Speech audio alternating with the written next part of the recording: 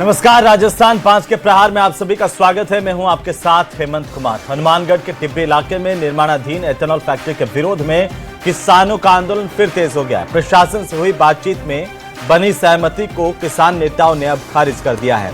किसानों का ये स्पष्ट कहना है कि केवल रिव्यू का आश्वासन पर्याप्त नहीं है। उन्होंने फैक्ट्री को स्थायी रूप से बंद करने की मांग करते हुए 17 दिसंबर को जिला कलेक्ट्रेट पर विशाल महापंचायत का ऐलान कर दिया है। किसानों का कहना है कि ड्यून एथेनॉल प्राइवेट लिमिटेड की यह फैक्ट्री इलाके में भारी प्रदूषण फैलाएगी, भूजल को जहरीला करेगी और कृषि भूमि को बंजर बना देगी। वे फैक्ट्री को किसी अन्य स्थान पर शिफ्ट करने या फिर पूरी तरह बंद करने की मांग पर अड़े हुए हैं। और इसी बीच आज प्रशासन ने इलाके में थोड़ी ढील दी है। इंटरनेट सेवाओं को बहाल करने के आदेश दिए गए हैं, लेकिन आखिरकार अभी भी धारा 163 जो है अब वो इस इलाके में लागू रहेगी। और सबसे बड़ा सवाल अब इस बात को लेकर के खड़ा हो गया है कि आखिर समाधान कैसे निकलेगा। इसी पर आज हम चर्चा करेंगे। पहले रिपोर्ट देखिए।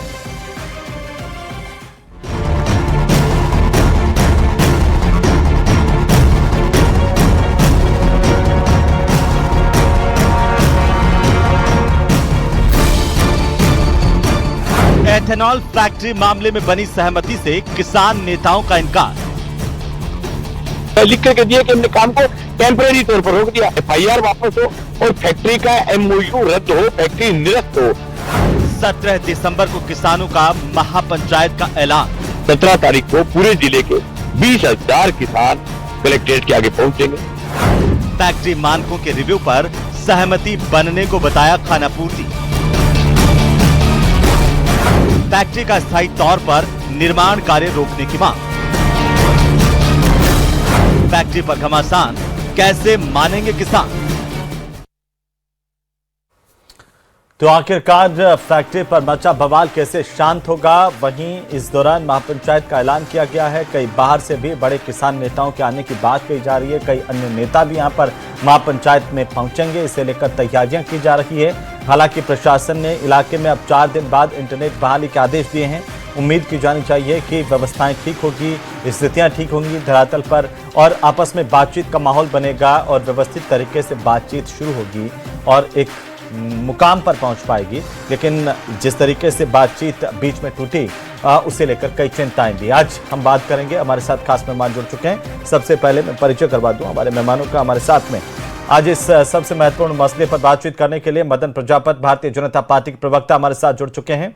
साथ ही हमारे साथ डॉक्टर मिथिलेश जैमिनी, वरिष्ठ पत्रकार के तौर पर जुड़ चुके हैं। आप दोनों का बहुत स्वागत है। कुछ और मेहमान और भी जुड़ेंगे, लेकिन जैमिनी साहब, फिलहाल आप कैसे देख पा रहे हैं? एक बार बात बनी, फिर वापस जो है कैंसिल हो गई। किसानों ने कहा कि अब तो यही चाहते हैं कि कोई बात नहीं, फैक्ट्री हटे या यहाँ से कहीं और लगे। तो कैसे रास्ता निकलेगा? ये जो परिस्थितियां हैं कैसे देख रहे हैं आप? देखिए हेमंत जी, जब गुरजंट सिंह के पोते विधायक गुरवीर सिंह गए गांव में राठीखोड़ा में और लोगों को समझाया कि भाई ये फैक्ट्री है और इस पर आपको जो बात करनी है, अब सरकार का ध्यान आ गया, चलिए कलेक्टर के पास 7 या 10 लोगों का प्रतिनिधिमंडल भेजकर बात कर लीजिए। बात हो गई, लेकिन जो अन्य गांव के लोगों थे उन्होंने कहा कि हम इससे सहमत नहीं है, जबकि गांव का काम केवल राठीखोड़ा का था। जो सबसे महत्वपूर्ण चीज है कि एक राजनीतिक एजेंडा इसमें झलक रहा है। दूसरा इंपॉर्टेंट चीज यह है कि क्या भजनलाल सरकार, जो अब तक वसुंधरा राजे और गहलोत सरकार की तरह उनके कामों को वो निभाते आए, वो निभाते आए, उस परंपरा को तोड़ते हैं नहीं तोड़ते, एक लिटमस टेस्ट है। दूसरा राजस्थान के हिसाब से बहुत इंपॉर्टेंट है, जो इन्वेस्टमेंट का माहौल बना है। आपको याद होगा सिंगूर में जब टाटा अपनी नैनो कार की फैक्ट्री बनाने गए थे और किसानों ने विरोध किया और वो गुजरात आ गई। तो आज तो गुजरात इंडस्ट्रियल हब है और पश्चिम बंगाल के हालात क्या है ये सबको पता है। तो कहीं न कहीं बहुत सहजता, सरलता, राजस्थान के नौजवानों का भविष्य ध्यान में रखते हुए फैसला लिया जाएगा।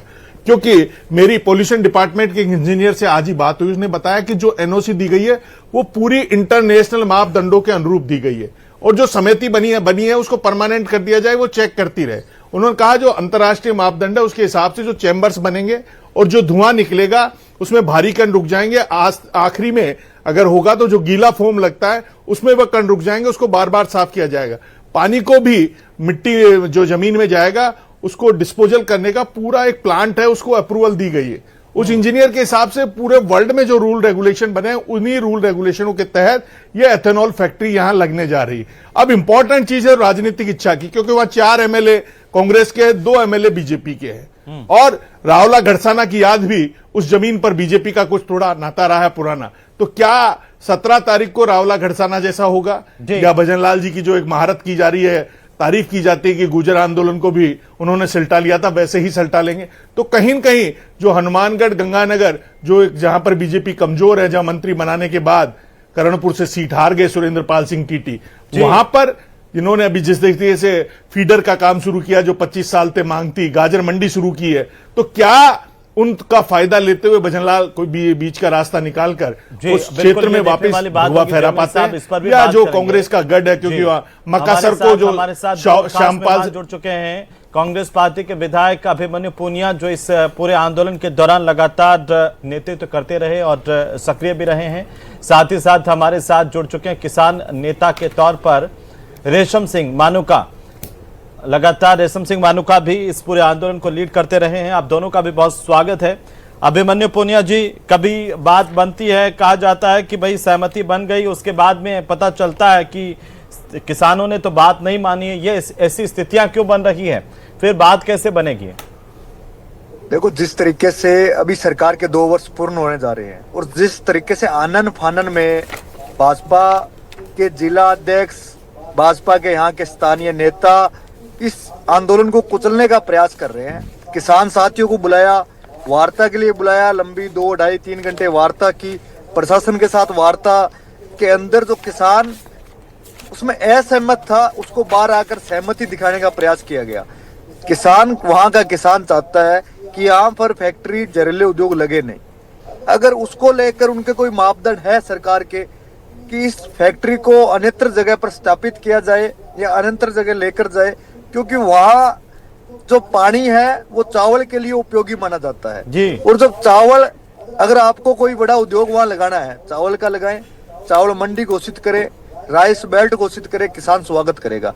लेकिन लंबे समय से किसान इस फैक्ट्री को लेकर विरोध में है। प्रशासन और सरकार के बार बार मनाने के बावजूद भी वहां का किसान अड़ा हुआ है। तो आप कह रहे हैं कि आप कह रहे हैं कि बातचीत सक्सेस हुई नहीं थी, वार्ता बनी नहीं थी सहमति, लेकिन उसको सहमति दिखाने की कोशिश की गई। देखो, वहां नेतृत्व, भाजपा के नेतृत्व ने खाना पूर्ति करने का प्रयास किया और ये खाना पूर्ति से आप इस किसान आंदोलन का हल नहीं निकाल सकते। आपको इसमें ठोस कदम उठाने पड़ेंगे। आपको मजबूती से किसान साथियों को, सरकार के मुख्यमंत्री जी को बातचीत करनी चाहिए बुला के कि इसमें पूरा का पूरा मामला क्या है, कैसे इसको निपट सकते हैं। फैक्ट्री यहाँ लगाने के लेकर किसान इच्छुक नहीं है और आप वहां लगाने के इच्छुक हो तो जी ये आंदोलन पुनिया साहब मैं वापस आता हूँ। रेशम सिंह जी, क्या मांगे हैं किसानों की और क्यों आके सहमति नहीं बन रही? और दूसरा सवाल इसके साथ साथ मेरा ये भी है कि हनुमानगढ़ वाले तय करेंगे फैक्ट्री लगनी है नहीं लगनी है, बातचीत होनी है नहीं होनी है, या फिर बाहर के किसान नेता? रेशम जी, रेशम जी को आवाज जा रही है? जी सर, अब आई आवाज जी। रेशम जी बोलिए, बाहर वाले तय करेंगे कि हनुमानगढ़ में फैक्ट्री लगेगी कि नहीं लगेगी, या फिर हनुमानगढ़ के लोग तय करेंगे? ऐसा है सर, अगर हनुमानगढ़ ही नहीं राजस्थान में बात करें तो हमारे गंग कैनाल नहर आ रही है बहुत बड़ी, लगभग 9-10 जिलों के लोग उसका पानी पीने के लिए यूज करते हैं। ये हालात गंग कैनाल में है और उसमें जो आ रहा है जहर आ रहा है, आज तक कोई भी सरकार रोक नहीं पाई। पीने के लिए नीचे वाला जल हमारे पास बचा है टिब्बी के अंदर, अगर वहां भी ऐसे एथेनॉल प्लांट लगेंगे तो जो हमारा जल स्तर है बहुत नीचे चला जाएगा और आने वाले समय में खेती के लिए पानी रहने की तो दूर की बात है, पीने के लिए भी हमारे पास पानी नहीं रहेगा। इसका जवाब हमने जिला कलेक्टर से मीटिंग करी, अन्य अधिकारियों से बात की, किसी के पास नहीं है।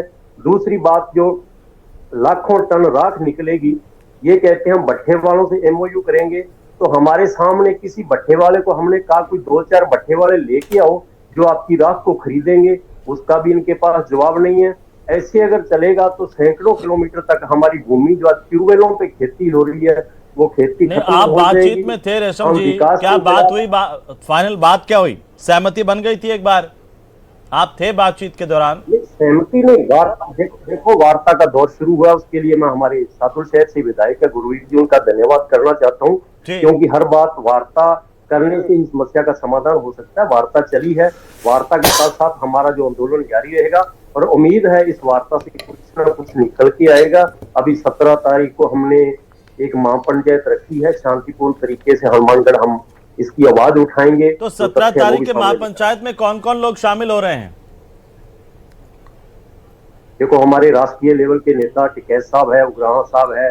अब एक बात बताइए, टिकैत साहब, हनुमानगढ़ में फैक्ट्री लगेगी कि नहीं लगेगी, वहां के लोगों की बात है कि नहीं, वो तय करेंगे हनुमानगढ़ के लोग या आप लोग? अभिमन्यु जी, आप तय करेंगे उनकी जरूरत क्यों पड़ रही है बाहर के लोगों को यहां लाने की? रेशम जी बताइए। भाई आप यहाँ पर उभरते नेतृत्व हैं, हनुमानगढ़ के हैं, अभिमन्यु जी हैं, आप हैं, बाकी बलवान पूनिया हैं, तो बाहर के लोगों की जरूरत क्यों पड़ रही है? तो राजनीति हो गई ना रेशम जी। देखियो हमारे नेता है, हमें उनसे हमें सीखने को मिलता है कि किसान और किसानी को कैसे बचाना है, मजदूर को कैसे बचाना है। हमारे उद्योग धंधे भी हमारे लिए जरूरी है, वो कहाँ लगने चाहिए, तो हमारे सीनियर लीडरशिप है वो हमारे बीच में रहनी जरूरी है। ठीक है मदन जी, किसान नेताओं का कहना है कि वे तो यही चाहते हैं कि बातचीत हो और बातचीत से कोई हल निकले। दूसरी बात वे कह रहे हैं कि वे इस पक्ष में नहीं है कि फैक्ट्री लगे। बिल्कुल बातचीत होनी चाहिए, हम फैक्ट्रियों के खिलाफ देखिए हेमंत जी, मैं समझता हूँ ना, तो जी मदन जी मैं जवाब दे दूं। रेशम जी, मैं जवाब दे दूं। हाँ, मैं जवाब दे देता हूं। बड़ी विनम्रता से मैंने सुना है। उम्मीद करता हूं कि माननीय विधायक जी और हमारे किसान नेता, मेरे भाई किसान नेता जो अपने आप को कह रहे हैं, मेरी बात को ध्यान से सुने और शांतिपूर्वक सुने। मैं इनकी बात, कोई सवाल होगा तो जवाब दूंगा। एक बात तो आज साबित हो गई है कि जो पूर्ववर्ती कांग्रेस सरकार थी उसके कार्यकाल में जिस तरीके से पूरा राजस्थान बदनाम था, वो बदनामी के कारण ना यहां उद्योग आया और ना विकास हुआ और किसान आत्महत्या करने पे मजबूर हो गया था। आज भजनलाल जी की सरकार के अंदर राजस्थान विकास के पहिए पे तेजी से दौड़ रहा है और ऐसा दौड़ रहा है कि कांग्रेस को यह हजम नहीं हो रहा है। जिस तरीके से राइजिंग राजस्थान हुआ, 35 लाख करोड़ का इन्वेस्टमेंट राजस्थान में आया और 8 लाख करोड़ का इन्वेस्टमेंट धरातल के ऊपर दिख गया। जिस तरीके से प्रवासी राजस्थानियों का कार्यक्रम हुआ, एक मिनट सुन लीजिए ना, मैंने टोका नहीं है, सुन लीजिए। देखिए आप बोलिए ना। आप मैं बता रहा हूं ना, अभी रोजगार बता दूंगा। अभिमन्यु जी शांति से सुनो, अभी तो मैंने बोलना चालू करा है, मैंने बोलना चालू करा है, मैं बोल रहा हूं ना, उसी पे आ रहा हूं। सुनिए, जिस तरीके से आज प्रवासी राजस्थानियों का जो इन्वेस्टमेंट हुआ, यह कांग्रेस के विधायक और कांग्रेस पूरी तरीके से डर गई है और यह अराजकता फैलाने के लिए और फर्जी किसान नेता बन के, और ये जिस तरीके से अभिमन्यु पूनिया जी माननीय विधायक है, मैं तो पूछ लेता हूं माननीय विधायक जी कि आप हनुमानगढ़ में आज तो आंदोलन कर रहे हैं। मदन जी व्यक्तिगत ऐसा मत करिए। अभिमन्यु जी, आपने जो बोला मैंने सुना। नहीं, ये रेशम सिंह जी मानो का फर्जी किसान नेता, व्यक्तिगत नहीं बोल रहा हूं, मैंने अभिमन्यु को नहीं बोला है। बलवान पूनिया फर्जी किसान जी, आप मेरे को सुन लीजिए, मेरी बात पूरे करने दीजिए। नहीं, मैं तो किसी को फर्जी नहीं कह रहा हूं, जो चल रहा है उनको फर्जी कह रहा हूं, वो किसान नहीं है। ठीक है, मेरी बात पूरी कर लीजिए। रेशम जी, मैंने शांति से सुना है, आप भी शांति से सुनिए। सच कड़वा होता है, मेरे को मालूम है। जैसा अभी अभिमन्यु पूनिया जी ने कहा कि ये जहर का उद्योग लगाया है। माननीय पूनिया जी, आप तो विधायक हैं और जनप्रतिनिधि, और जनप्रतिनिधि की जिस तरीके से आज बात उठा रहे हैं, आवाज उठा रहे हैं, आप इसी हनुमानगढ़ के अंदर आपने देखा नहीं था इस हनुमानगढ़ की क्या स्थिति थी और इस राजस्थान की क्या स्थिति थी। सोनलाल कटेला ने आत्महत्या किया था। इन दोनों किसान नेताओं से पूछना चाहता हूं, कहां थे भाई? इस राजस्थान में 4445 किसानों की जमीन नीलाम हो गई थी। कहां थे राकेश टिकैत जी और कहां थे रेशम सिंह जी? कौन सी जगह थे इस राजस्थान के अंदर? यही हनुमानगढ़ का दिखा रहा हूं मैं, हेमंत जी, मैं हनुमानगढ़ का दिखा रहा हूं, मैं हनुमानगढ़ का ही दिखा रहा हूं, इसीलिए हनुमानगढ़ की बात कर रहा हूं।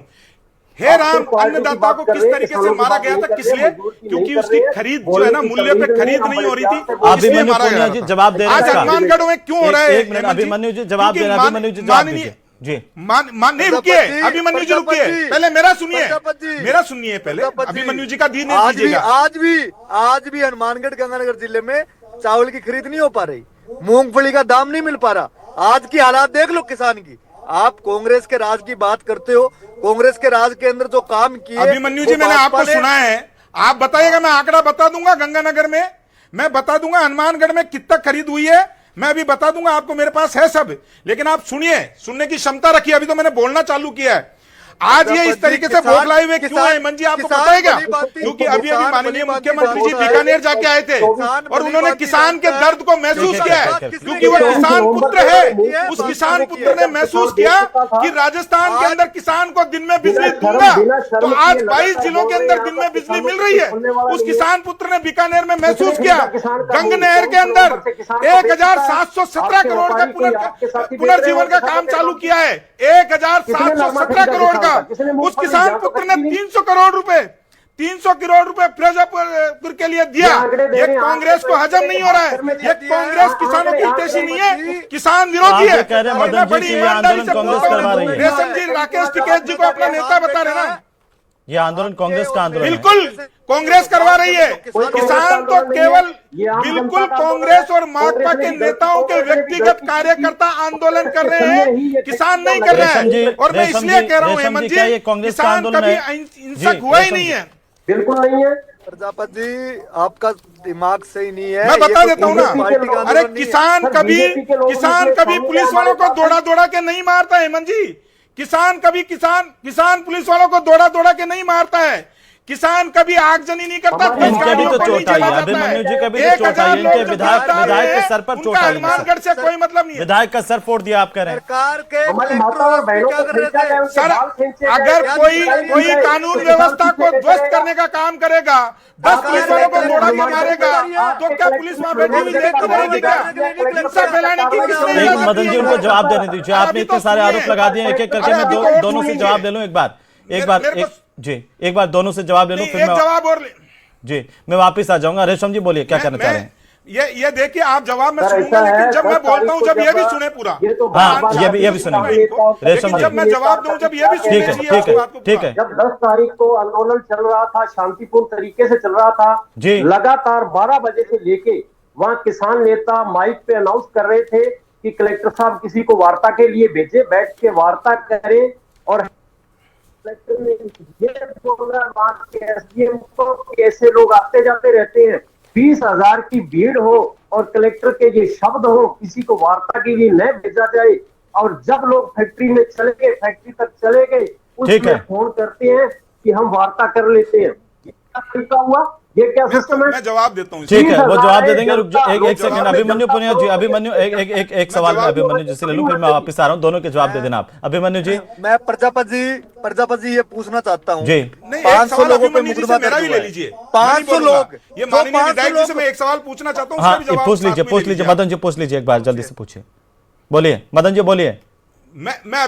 मैं अभिमन्यु जी बार बार अपने स्टेटमेंट में कहते हैं, अभिमन्यु जी माननीय विधायक हैं, वो बार बार अपने स्टेटमेंट में कहते हैं कि ये जहर का उद्योग लगाया। इस जहर को उद्योग को लगाने वाली जड़ तो अशोक गहलोत थे।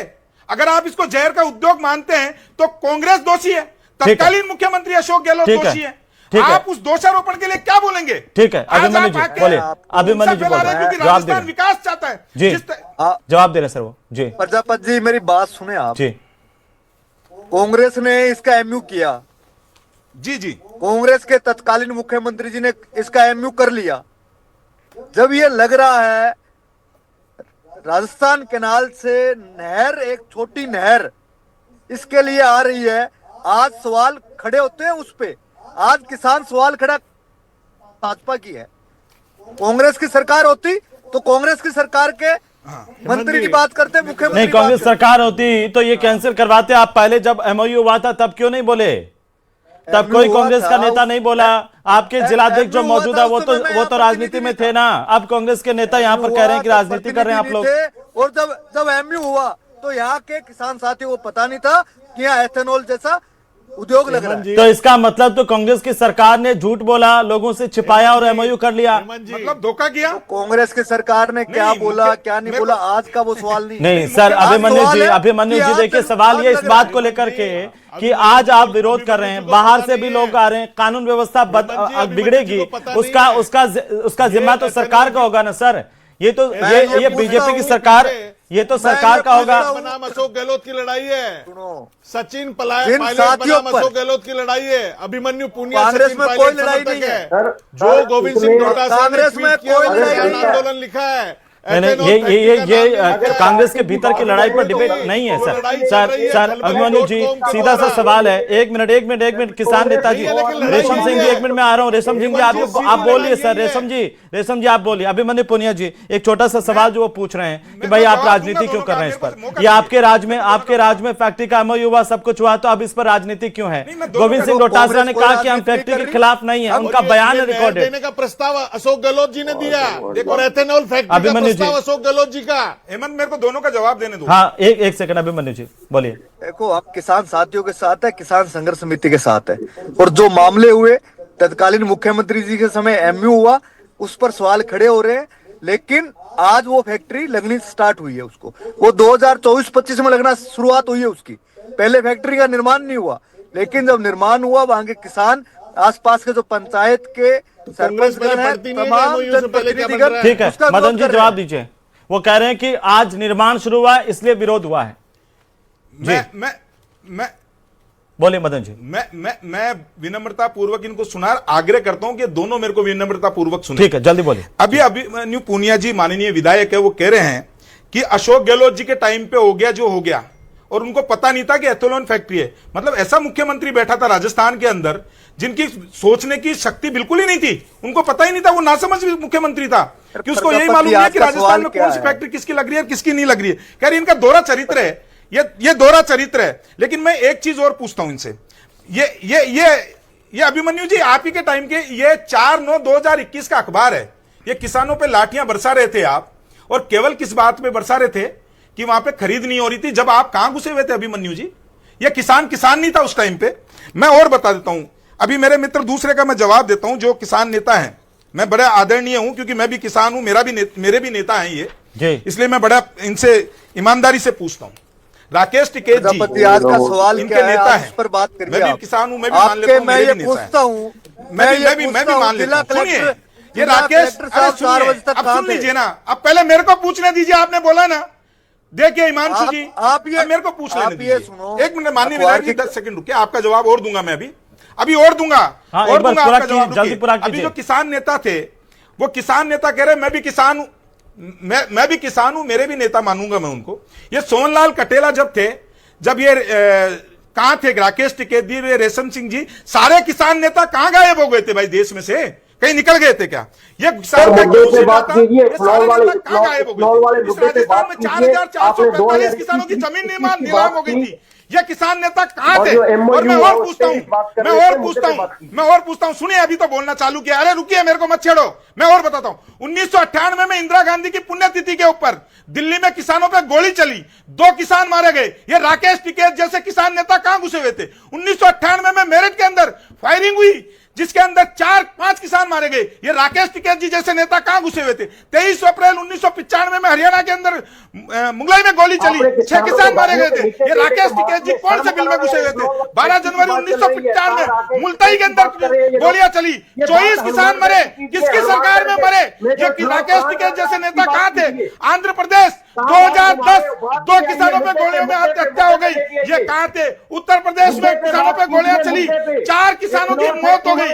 ये किसान नेता भारतीय जनता पार्टी की सरकार जहां होती है वहीं नजर आते हैं, जहां बीजेपी की सरकार नहीं होती है इनका अस्तित्व नहीं होता है। मैं पूछता हूं, बंगाल का किसान नहीं है क्या? मैं पूछता हूं, मेरठ, ये दिल्ली का किसान नहीं था क्या?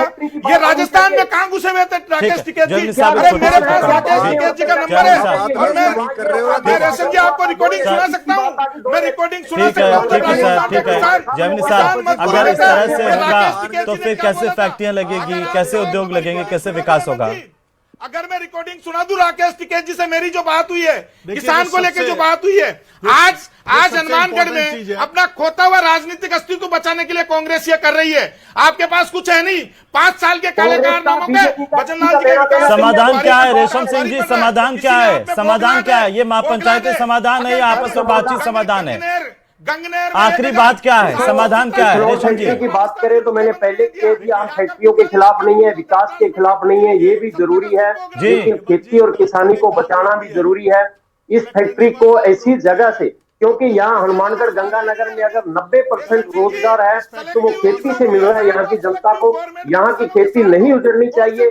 यहाँ से 20, 30, 40 किलोमीटर दूर जाके बंजर भूमि। जैमिनी साहब कुछ कह रहे हैं, जैमिनी साहब को सुनाइए जी। लाल कटोरा किसान नहीं था। ठीक है सर, मदन जी मुद्दे पर आइए। जैमिनी साहब अब इससे समाधान कैसे निकलेगा सर? ठीक है, किसान नहीं था, क्योंकि किसान का लिए किसान का दर्द अगर होता है तो राजस्थान के मुख्यमंत्री भजन लाल को होता है, जिन्होंने कहा किसान को दिन में बिजली दूंगा, 22 जिलों में। लेकिन बातचीत होनी चाहिए, बातचीत होनी चाहिए, आपस में बातचीत से ही समाधान निकलेगा। बहुत शुक्रिया चर्चा में शामिल होने के लिए आप सभी का। कुल मिलाकर के किसान नेताओं की अपनी बात है, सरकार की अपनी बात है, लेकिन बातचीत आपस में होनी बहुत जरूरी है। बातचीत होगी तभी कोई समाधान निकलेगा। लेकिन बाहर से किसान नेताओं का यहां पर आना यह भी सवाल खड़े कर रहा है। स्थानीय जो किसान नेता है वो सरकार के साथ बैठे, बातचीत करें तो कोई राह निकले।